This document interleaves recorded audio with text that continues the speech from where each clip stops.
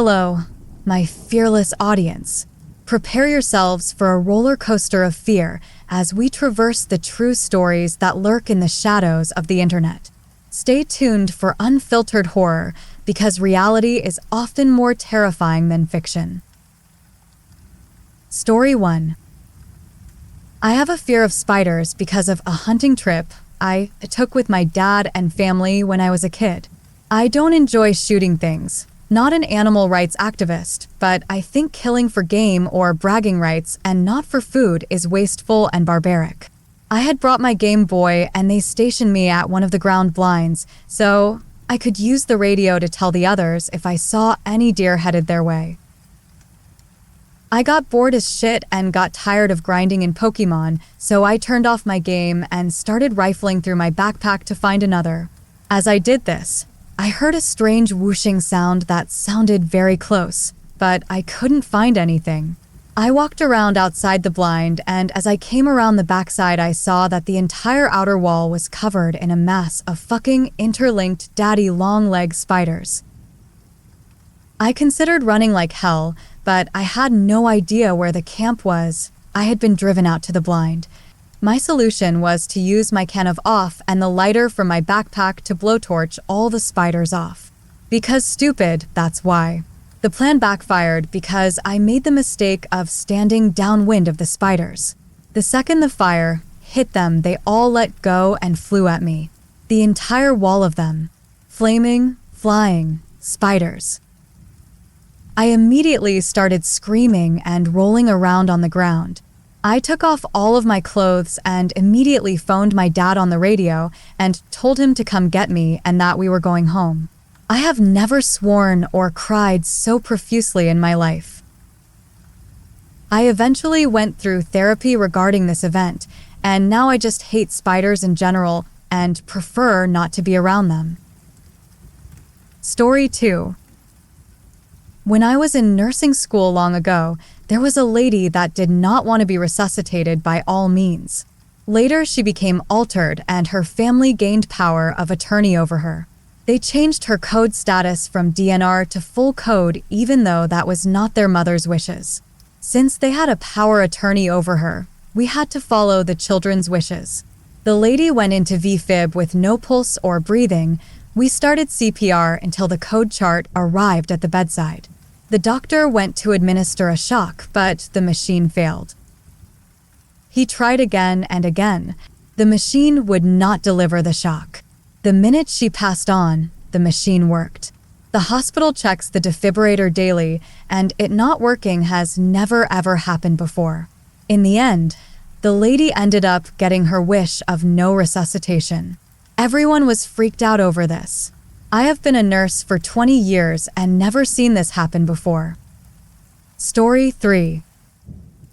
I was 16 and woke up in the middle of the night to see my clothes being rustled about in my doorway. After washing my clothes, I liked to hang dry them on my door frame. I noticed some really gray veiny-looking legs, and then I see these really long pointed sticks moving through my clothes. It took me a second, but my sleepy eyes adjusted to see one of the most grotesque demon-looking motherfuckers I have ever seen. He was extremely skinny and had a distended stomach. His skin was gray and veiny, and those long sticks were his fingers. His chin was long, his eyes had no lids on them and were unusually big. His tiny mouth was in a pucker and moved like he was eating an imaginary lollipop. His hunchback looked as though it tore out of the strange hospital gown he was wearing. He just stared at me, and I tried to scream my grandmother awake, who was sharing a room with me for the weekend. He wouldn't stop staring, and I stared back and tried to shake my grandmother awake. I started noticing other things about him, like how large and cone-like his head was, and how hairless and shriveled he looked as he stood still, surprised I could see him. My grandmother woke up, looked towards the door, and he was gone. In the weeks leading to this encounter, I had been experiencing strange things in my house, like my bedroom door slamming and locking on its own. One night I woke up to what felt like several hands touching my feet and legs and horrible nightmares. After the experience with this strange gray man, I told my parents, and they had my room exorcised. If an exorcism really made those horrible things stop or gave me peace of mind from things I was manifesting myself. All I know is I don't experience those things anymore, and I'll never sleep with a door open again. TLDR, I saw a demon who was surprised I could see him and had to exorcise in my room. Not sure if it was real or I manifested it in my stressed out teenage brain. Story 4. When I was in elementary school, my family decided to add on to our house. So, we hired an architect and contractor. We live in an old colonial home that was built to be historically correct. 200-year-old softwood floors, proper paint colors, etc. Because of this, my parents chose to have all of the wood trim painted in the addition. The contractor didn't want to because we actually bought quality wood and he thought it was a waste of time. So, we ended up hiring another contractor after about a year of arguing and having almost no work done on the house, even though the contractor and his team were consistently being paid. The new contractor was one that my parents' lawyer had met through church. Most of his team also went to that same church. Now, we always tried to be hospitable towards the workmen and would offer them drinks and snacks, particularly in the summer. We live in a hot, humid climate that is pretty much unbearable. So, my mom would send me outside with lemonade and the like for the workers. They were all really nice, and I remember having nice conversations with them about whatever now 9-year-old me found interesting. I particularly remember this one guy named Kenny. The actual contractor never showed up on the job, and Kenny was put in charge. Kind of like a gopher, he was always really nice to me. Anyways, a few months after they've finally finished the addition on our house, I think it took about 2.5 years, Kenny's name is published in the newspaper. He was put in prison for charges of pedophilia. Before he worked at our house, he had been on a list of sex offenders. The contractor found this detail about his employee unnecessary to share with my parents. I was an elementary-aged girl at the time. My brother was in middle school. My parents would leave us home alone with the workmen there on occasion. Thinking about this still gives me the creeps. I can't. Edit. The number of people with similar experiences is kind of frightening. It's good to see that none of the people who've replied were actually assaulted, but it's still creepy to think that those people are out there. Story 5. It's not something I tell people on a daily basis, but when I was little, I'm gonna say 7 or 8, I woke up banging on the window. At first, I figured it was just the wind and tried to shrug it off to go back to sleep, but I kept hearing footsteps in my room. My room had a large enough area for you to walk in circles in front of my bed. You know the kind of noises that are just supposed to be the house settling in. It sounded like someone was circling my room.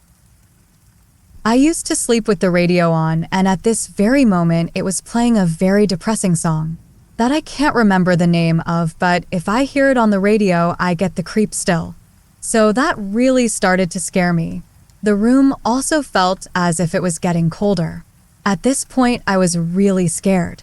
I decided to make a run for it to my parents' room down the hall. As I passed through the area where the feet where I got so incredibly cold that I could see my breath and I froze for a sec, only to hear the words "I'm lost." I bolted to my parents' room, hid under their bed, and cried myself to sleep. Story 6. When I was about 13 years old, our dog ran away from home.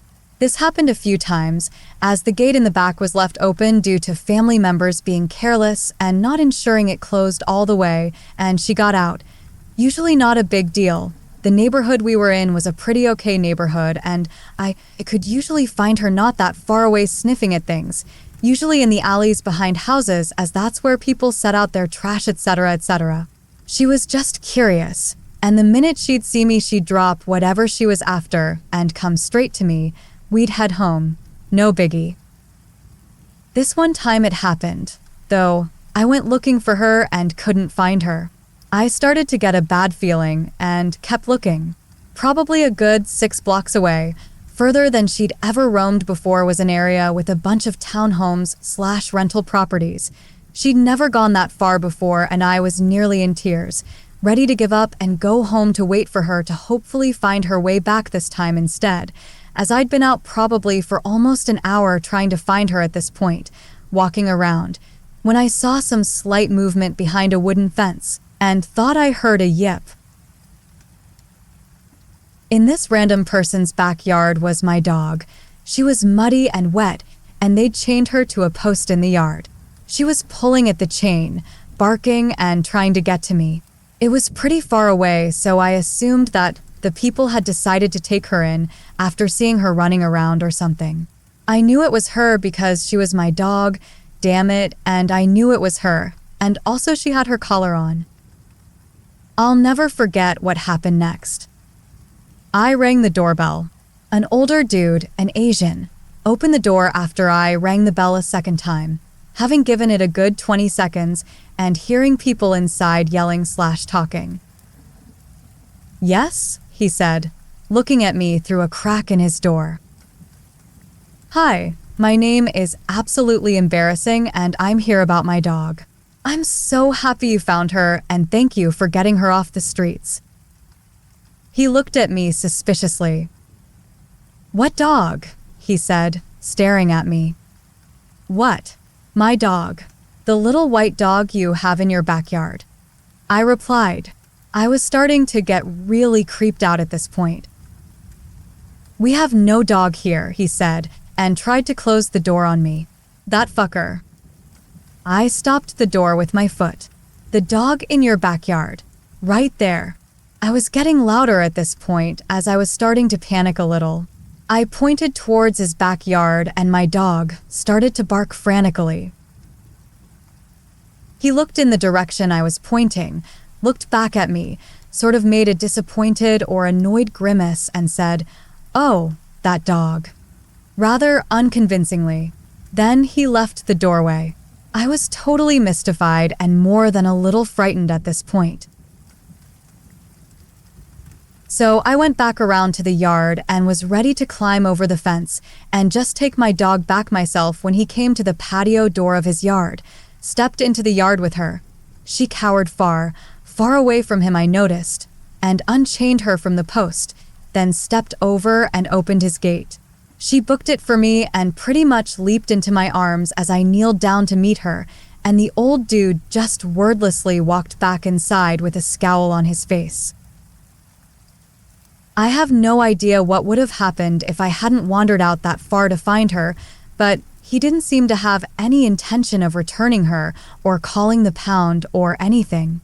Her collar had her license tag/information on it, as well as her owner's information on another tag, so his family could have dealt with it, but it didn't seem like they had any intention of doing so.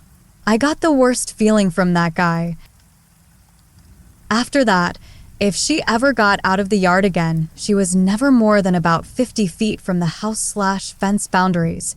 We even found her waiting patiently outside the gate to the backyard, once.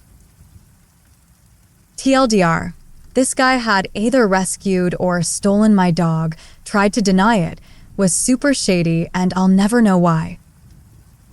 Story 7.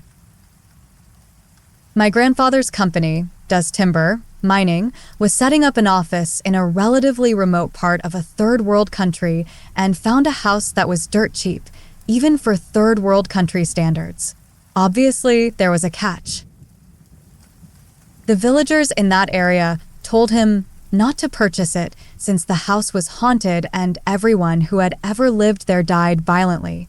He decided it was just some superstitious BS and got it anyway. So the guy setting up the office will live on the top floor of the house with his family and the lower floor for the office. He moved in with his wife and 3 kids. Anyway, my grandfather suddenly got no news from him for the longest time. Since this was in a remote part of a third world country, he wasn't too worried since he just assumed they lost power or something.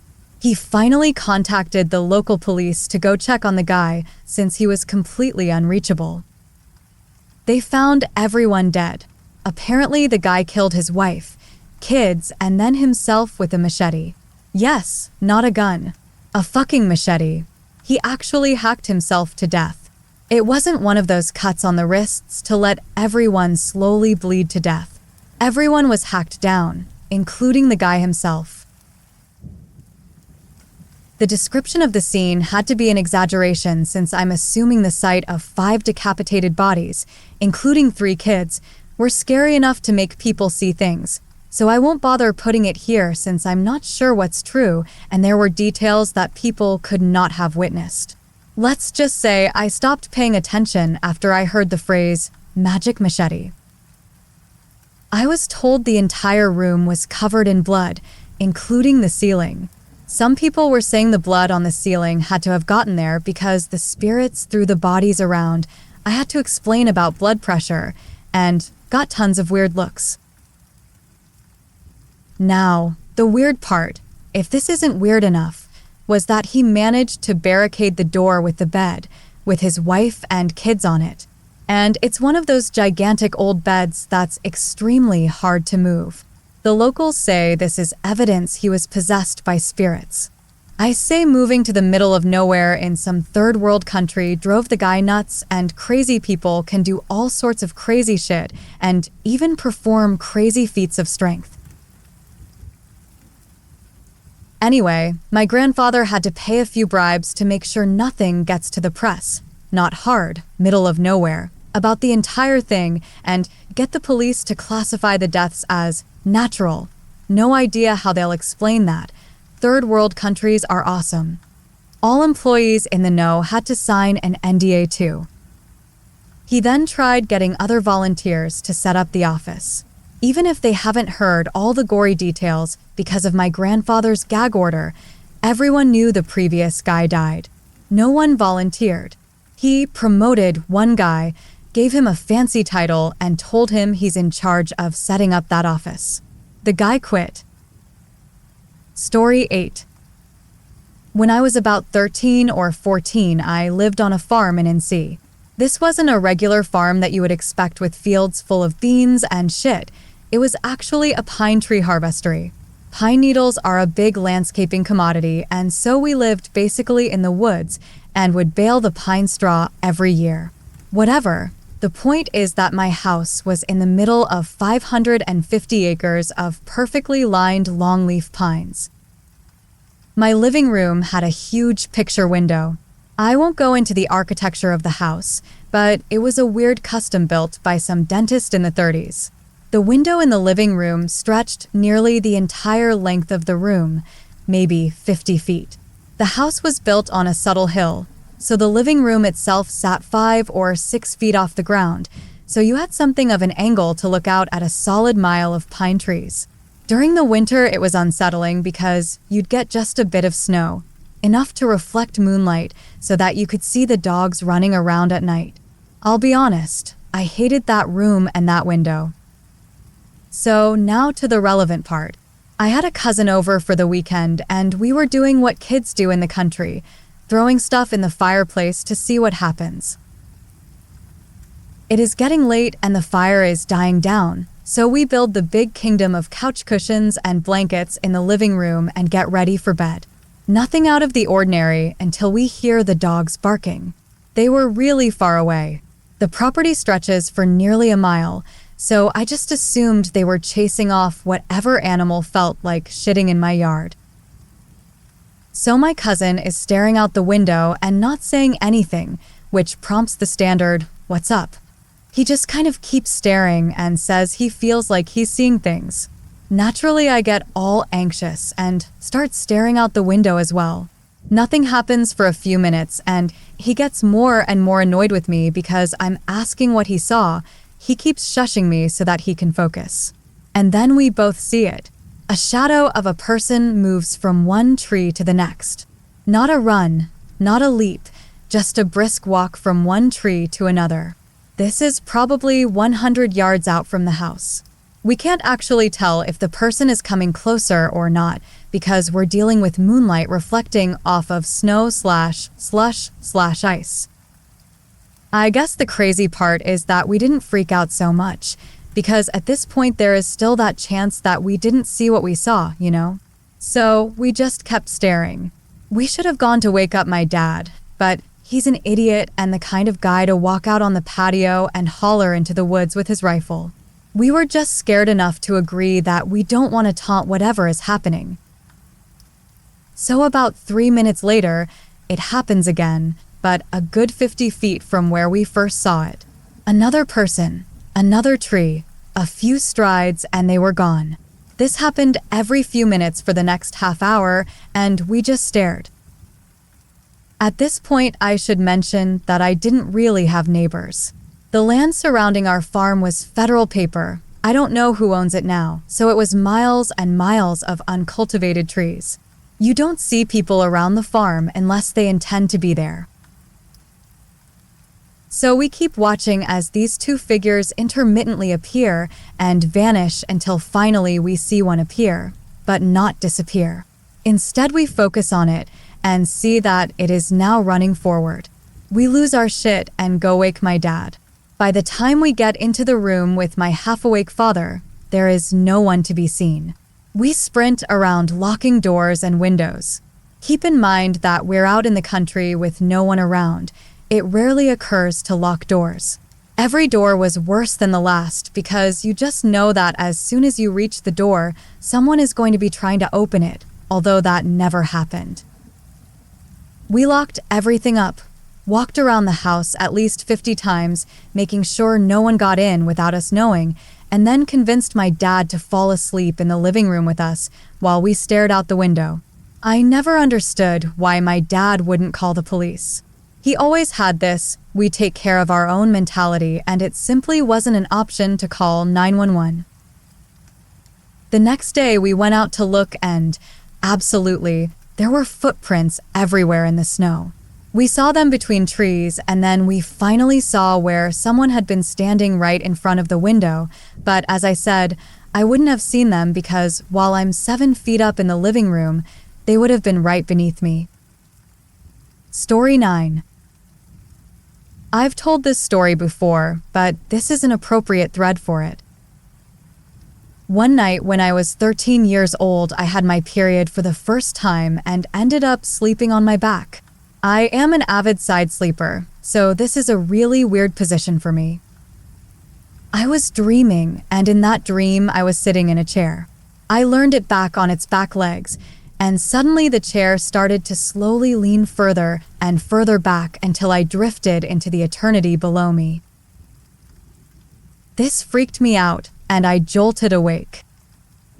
When I awoke, there was a figure leaning/hovering directly above my face, and all I saw was a hooded white, flat ovular and relatively featureless face with big ovular glassy eyes and an expression like it was determined to devour my eternal soul. The face was humanoid, very two-dimensional with thin, quivering angry lips and 2 holes where its nose would be, with eyebrows arched high up onto its forehead.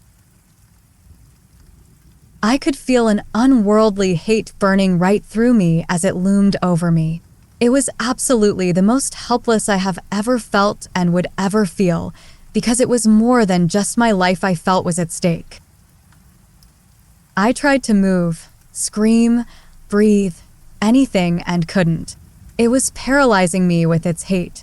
I finally was able to let out the tiniest whimper, and as soon as the sound escaped me, it stood straight up and paced back and forth at the foot of my bed, still staring. It was like a force field was erected around me, and the frustration of it trying to get at me again was radiating throughout the room. It looked like a starving tiger behind glass, longing to lunge at its vulnerable prey, if only it weren't for the barrier between us. It was tall, almost all the way to the ceiling tall, and very thin, wearing a long black cloak that covered everything except that terrifying face. I realized that it hadn't been floating over me. It had stood at the foot of my bed and leaned over it to hover its face over mine. I sat up in my bed, still frozen, just staring at it. My closet door behind it was cracked a few inches, and it swooped in there and peered out at me, never having broken eye contact. It continued to stare, quivering with hate and frustration until it slowly faded away. I turned my light on, and it stayed on at night for a long time. I never slept with that closet door open again, and I didn't sleep again that night. I stayed the night in the living room with all of the lights on, just sitting on the couch. I later dismissed it as sleep paralysis for several years. It was a very believable and plausible explanation. Then I became friends with a girl who confided in me and told me a story. She was up late at night by herself with her door open. Something out in the living room by the kitchen caught her eye, and when she looked at it, she saw a figure standing there, beckoning her to approach it. She looked away, refocused on it, and it was still there. When she described it, she described the exact same creature that had attacked me. We each got a sketchbook and drew what we saw, and when she showed me hers, I was staring at my attacker all over again. She had never heard my story before telling hers. Story 10. We were living with my grandparents at the time. In my aunt's room was a 2-foot-tall Victorian-style doll converted into a lamp. The lamp would only turn on by holding the doll's cold plastic hand and raising and lowering the arm. The doll stood on a nightstand next to my aunt's bed, facing the door, greeting everyone who entered with a creepy, dead-eye smile. I was alone in the house one day and wanted a blanket from my aunt's closet. Luckily for this scaredy cat, there were 2 important factors that worked in my favor. 1, it was mid-afternoon and wouldn't need the lamp's light, and 2, the closet was located immediately next to the door's entrance. So without lifting my gaze, I stared at the floor, entered the room, and turned 180 degrees. Now my back was towards the doll. I quickly swung open the closet door and reached down for a blanket when suddenly something about the room was different, brighter. The light was on, and the peach fuzz hairs on the back of my neck uncurled. I froze for an eternity, then felt my survival instinct kick in and wanted to run screaming in horror, but before all that I still had to look. Man, I wish I hadn't looked. As I turned to exit the room, I lifted my stupid head only to confirm that the doll's hand was raised and that it was pointed directly at me. Such traumatizing vision burned in my brain since I was 13. Much uneasy, creepy memory. Story 11. A few years ago, there was a small plane accident that occurred in a neighboring town. I was part of the county volunteer search and we found out from the sheriff that was there that it was an elderly couple and their young granddaughter that were in this plane. Immediately, it went dead silent.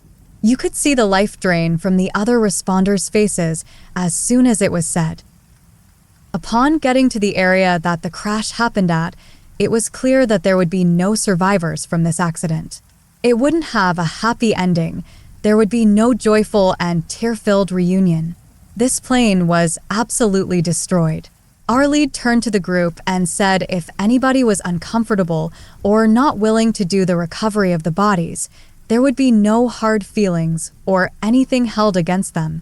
Some people just aren't cut out for this. About half of the group said they wouldn't/couldn't do it. They helped set up the rappelling lines, made some radio calls to other teams that were lower on the hillside, helping us navigate through the broken trees and aircraft parts to get to where we expected to find the bodies.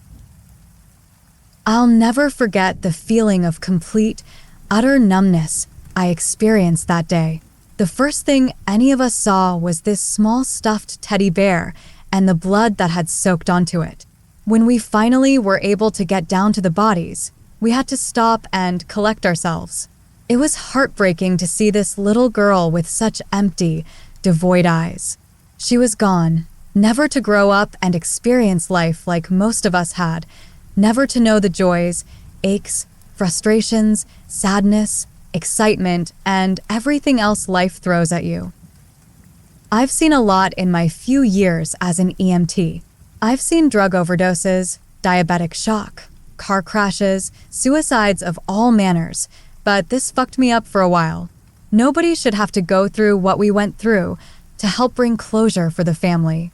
Nobody should have to deal with bringing back a child in a body bag. But if I don't stand up and do it, someone else has to bear the heartache, the depression, the numbness. And I don't ever want someone else to experience it like I did. Story 12. There are some wonderful things about being young, poor, and in love. Sadly, this is about none of those things.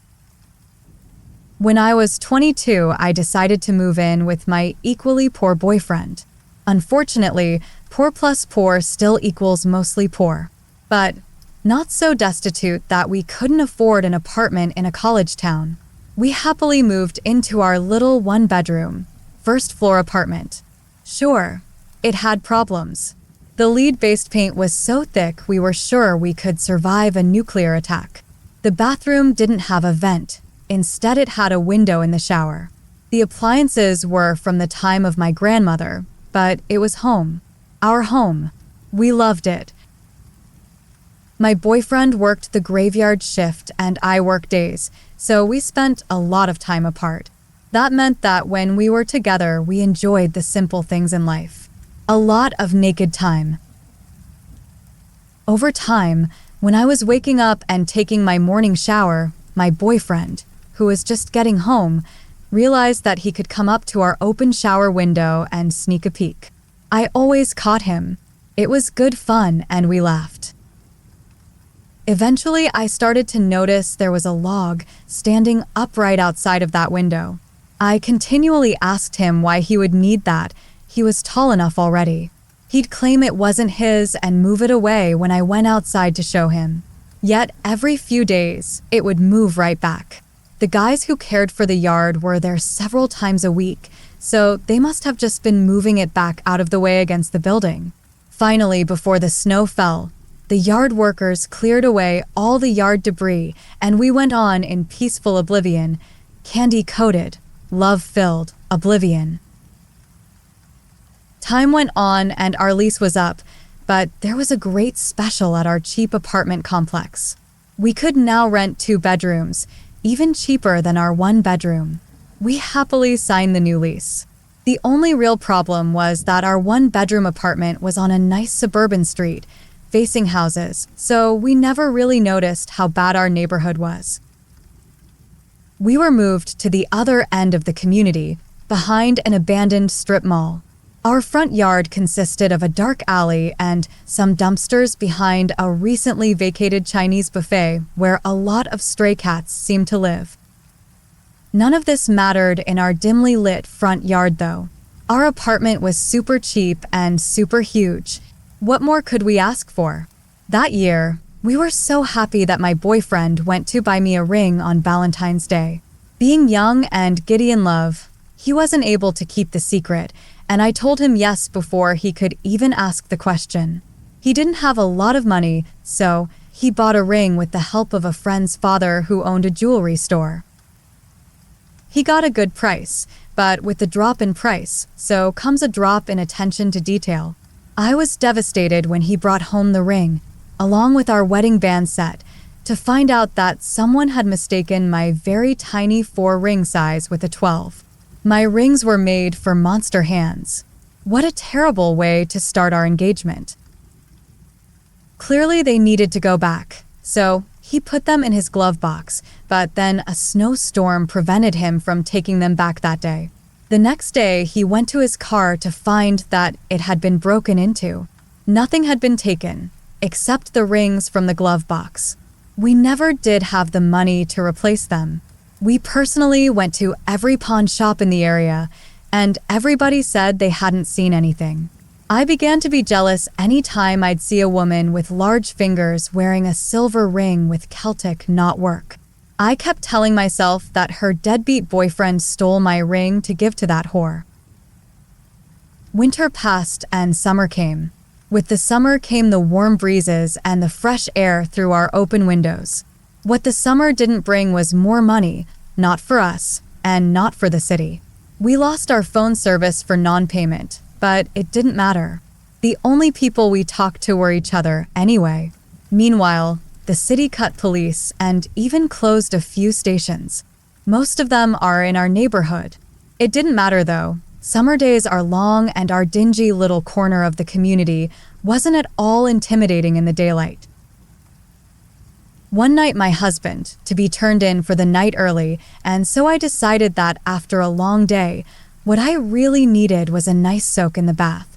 I walked into the bathroom and began to run the water, adding my bath salts and bubble bath. I opened the window for that nice summer breeze and took off my clothes and dumped them in a pile by the open bathroom door. I then grabbed my laptop to sit on the closed toilet seat so I could relax in the tub with a movie. This would be at least 2 hours of pure bliss. Nothing beats a long soak in my book. I turned the volume up on my laptop and relaxed the hours away with one movie and then another. What must have been 4 hours later, I pulled the plug on the drain and sat while the water swirled away. I slowly stood up and stretched and dried off, the now cool night air hitting my face through the window. I figured I'd just leave that open though. The apartment could use the airing out. I stepped out of the tub and across the bathroom. I didn't bother to move my pile of clothes, instead stepping around them in a manner to get out the partially opened bathroom door. This move put me looking back into the bathroom, right out the window where I saw a tall man. At first I was startled, but quickly realized it was just my fiancé playing a trick on me, like he used to do at our old apartment. Then I saw his eyes, up too high in the window, and everything in my head began to swim. I couldn't scream.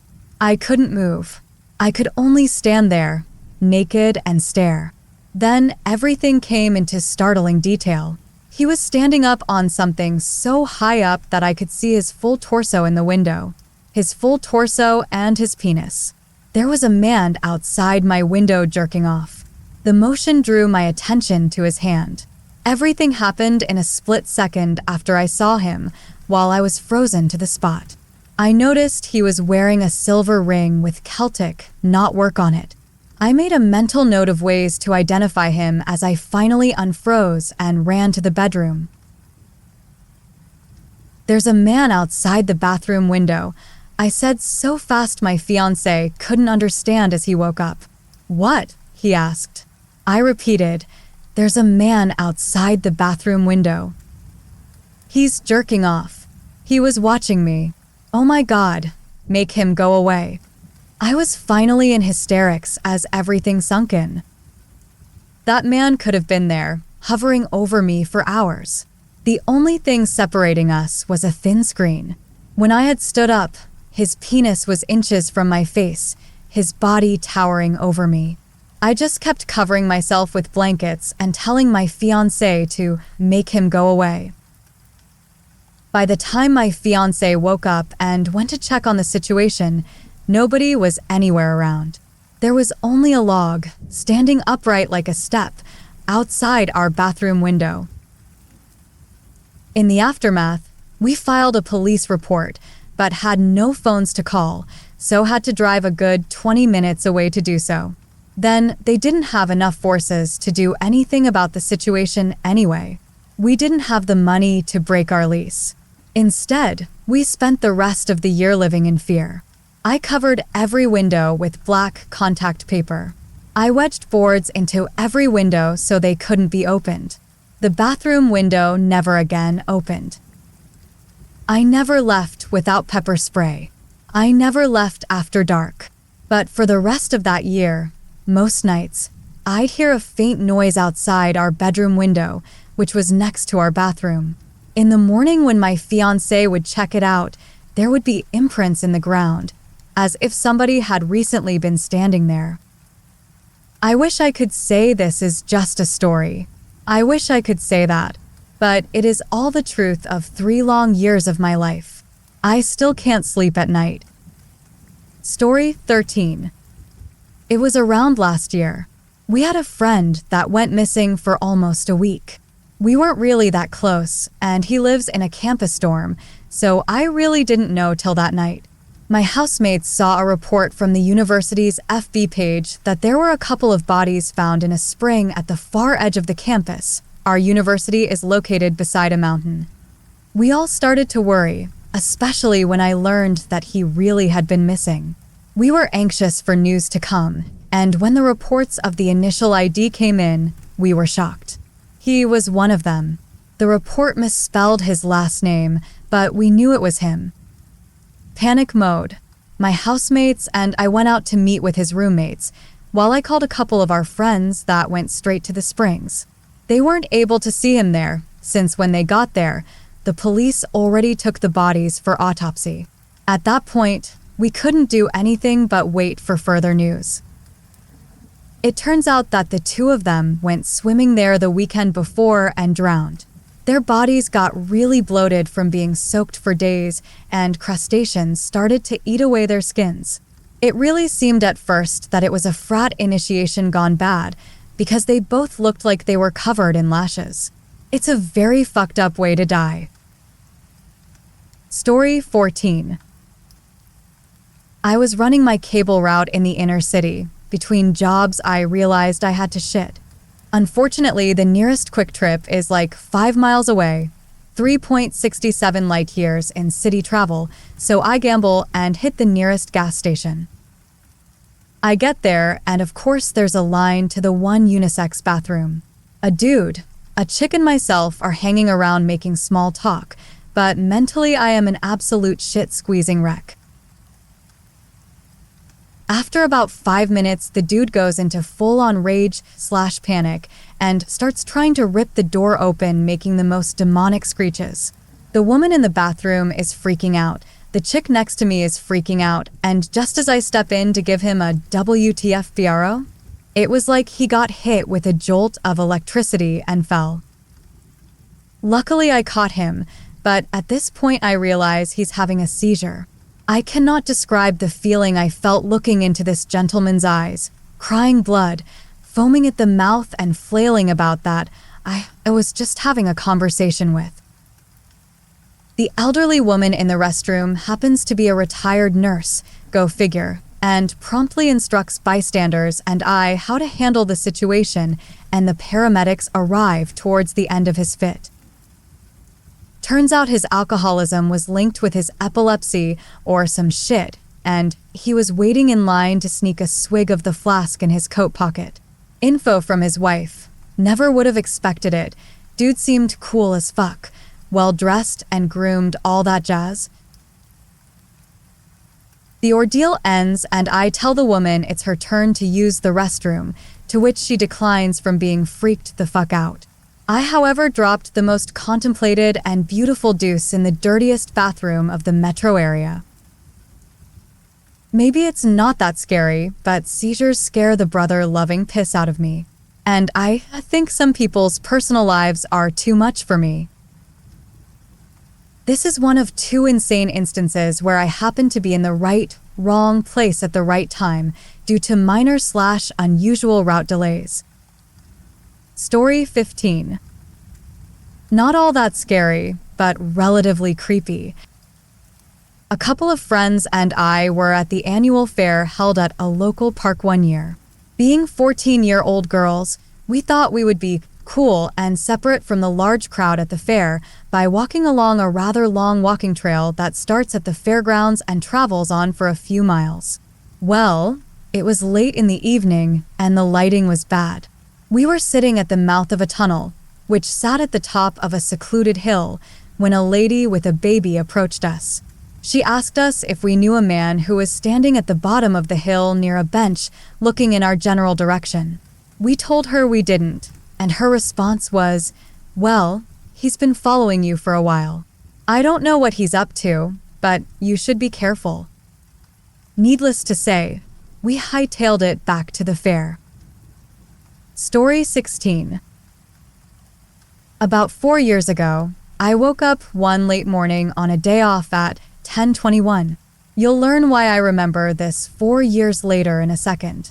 I got out of bed, used the restroom, got dressed, etc.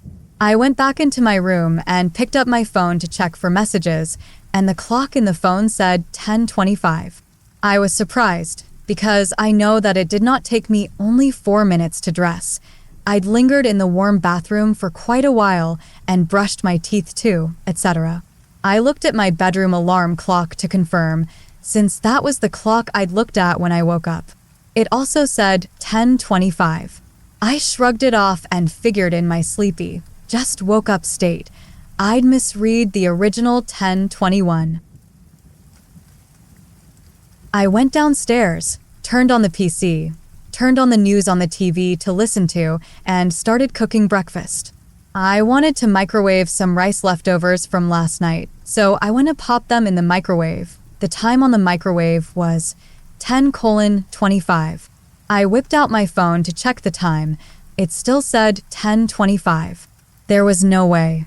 There was no way that I could check the clock upstairs, walk downstairs, turn on the PC and the TV, get a glass of water, and start cooking eggs in less than a minute. I decided to stand there and watch the microwave clock while counting to 60. I figured if it didn't turn to 10:26 in 60 seconds or less, clearly it was malfunctioning. It turned to 10:26 about 20 seconds into my count, which made sense. It had been 10:25 for a while before I looked. I finished making my breakfast, plated it up, and took it over to the PC like the lonely slob I am. The time on the PC said 10:20. I pulled out my phone. My phone also said 10:20. That's when I started writing all this shit down. I pulled up the little clock toolbar and watched the second hand go around. While I watched it, time seemed to pass normally. It ticked to 10:21 and 10:22 as I watched the second hand go around. Over the next what felt like an hour or so, maybe an hour and a half, all the clocks in my house, as well as internet ones, seemed to pass time normally while I observed them. But if I looked away for a while, at least 2 minutes or so, they'd make no sense. At one point about 15 minutes after these events, the cell phone and PC read 10:14. Then later, 10:13. Then back into the 10:20s.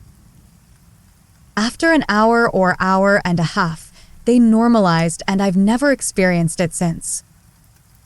Story 17. I was living in this apartment in Oslo that just had this weird vibe. There were 3 of us living there, 2 girls and I. This was a building from the mid-1800s. Several weird things happened there. One of the rooms I didn't want to even go in. It was cold, even if the rest of the place was perfectly warm. Every time I was in there, thoughts of children crying or being in some kind of peril went through my head. I can't explain any better. I could not stay there for very long. My room was the old living room, and one morning I awoke to something growling like a big cat or snarling dog in my room. I was pinned down in my bed, although nothing was there. I could not move. I was scared shitless. One of the girls I lived with had a cat, and even though it was only a year old, it just suddenly died. We were just hanging out, and all of a sudden we heard the cat making these horrible sounds. It was just lying in the bathroom on the floor, tongue out, gasping for air and making this horrible sound. Then it died. It took like 10 minutes. I moved out of that place shortly after. I am a very big skeptic. I don't believe in ghosts, etc., but that place was really unnerving. Story 18. I was on holiday in Cancun, Mexico. It was 2005 and I was 15. Having been for a swim, I decided to go and get a shower and change before getting something to eat. I entered the apartment and went through to my room, grabbed my stuff, and entered the bathroom. As I shut the bathroom door behind me, I felt something fall onto my hand. When I looked, I saw a large black Mexican hell monster with a few too many legs for my taste. It completely covered the back of my hand, and in the brief second I looked at it, I determined it was some sort of spider/tarantula. Now being from England, I am neither used to or capable of dealing with such creatures, so was forced to rely on pure human instinct. This was it, fight or flight, kill or be killed. This was my moment to prove I had become a man. I could tame the beast and parade it in front of my family. I could prove to the world I was its master and no beast on this planet could take me down. I let out a sudden roar and started shaking my hand violently to force this monstrosity off while making my way on top of the toilet seat. It fell on the floor and lay still, not moving an inch. I grew in confidence and put one foot back on the floor to investigate. Suddenly it got up. This time I screamed like a believer who had just got a retweet. I retreated back to the sanctuary of the toilet seat and watched in horror as this thing scurried towards me. It had climbed to the top of the door and waited for me. The toilet seat no longer felt safe. It was going to kill me. It was then I noticed it only had 6 legs and was not moving like any sort of spider I knew of. My fear started to fade. I recognized the shape of the animal, but couldn't put my finger on what it was. It had a large body and long, spindly legs. Turns out it was a crab that didn't have any pincers. I have no idea how it got into the bathroom as there were no windows and the door was shut. I captured it in a pan and released it near the lagoon. I like to think it got eaten by an alligator. Story 19. Junior year of high school, I got off a couple of bus stops early to hang out at a friend's house after school. We're playing video games when my friend's mom gets a call from mine angrily telling me to come home. I thought I was busted for not coming right home, but she seemed particularly angry and scared at this infraction. When I get home, my mom, sister, and sister's friend are kind of frazzled and in shock. My mom is angrily asking me where I was and what I was doing after school. She doesn't believe my story of going directly to my friend's house after school and being there the whole time. I'm sent to my room. A few minutes later, my sister comes in and asks me the same thing, to which I respond with the same answer and ask, "Why is everyone acting so weird and freaked out?" While I was at my friend's house, my mom heard a voice saying my name from her bedroom window. When she looks outside to our backyard, she sees my sister, her friend, and a guy with no shirt on hugging my sister's friend from behind. My mom swears it was me and goes out back to reprimand me for shirtless hugging my sister's friend. When my mom gets outside, she just finds the 2 of them. There have only been the 2 of them out there the entire time. My mom doesn't believe them because she clearly heard a man's voice and saw the shirtless guy out there. She interrogates them as to my whereabouts because she thinks they are covering for me and I was somewhere in hiding. So, here's the spooky part. My sister's friend came over because she needed someone to talk to. It was the 1-year anniversary of her fiancé's suicide. Her fiancé and I share the same name. My mom had no context of any of this when she saw the male figure out back with her. Story 20. My uncle passed away from brain cancer, but my mom and I were kinda taking care of him through it. I was not yet a teenager, but saw the sadness in my mom when she was dealing with his dementia. He was really fucking rude to her and made me really uncomfortable. For instance, he would call her stupid for not stacking his papers right, flip out, then accuse her of stealing all his cups. So there were like 50 to 50 real insults, and some just out of nowhere. They always had a good relationship, so it was also puzzling for me observing them together in good spirits a decade before. About a year after he died, we got home to find a few blinking messages on our tape answering machine, the mini tape ones. We play it and it's him, my uncle. First message was one we had heard before, but we think not too much of it. The second one was one we hadn't. It was him apologizing to my mom. I recall I shouldn't have said that earlier, so it had to have been after one of those times we left his house. Damn, It was so chilling. I tried to find some date correlation on why it would happen a year later rationally/supernaturally, but we simply don't know how. Story 21. A friend of mine and I were driving home from high school one afternoon when we came to a red light at a main intersection. The left turn light turns green and my friend accelerates, maybe a bit too quickly. His tires peeled out a little bit. Suddenly, the green pickup truck that was behind us sped up next to us on our left, and the driver is a scary-looking bald man that is clearly yelling at us, even though the window is rolled up. We unfortunately get to another red light, and I alert my friend as the truck driver pulls up right next to us again at the light, left side this time. The driver motions us to roll down our window, and we try to decline as politely as possible. That's when he makes a gun with his hand and points it at us, and then points it at his head and pulls the trigger. He starts making moves toward his glove box, and the light turns green. We both just look at each other with looks of terror, and my friend guns it as we both scream. The truck peels out towards us and is tailing us, right on our ass. I decided the best thing to do is to try and lose him near my house in my neighborhood. I'm familiar with the area, and if we get ahead of him enough, we can pull into a cul-de-sac before he spots us. Sure enough, he is following us the whole time, and as we pull into my neighborhood, I tell my friend to speed up quickly and pull left into a subdivision. It worked. We speed down until we find a busy-looking cul-de-sac and park behind a car on a driveway. We lay low and eventually see the truck drive by, right by the street we chose to hide in. Huge sigh of relief.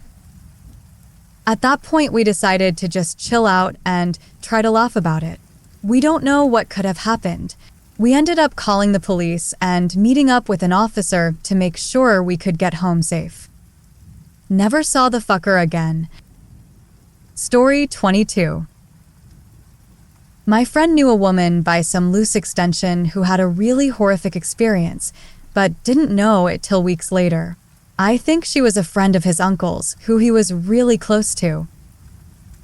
She was a hiker/camper and general outdoors enthusiast.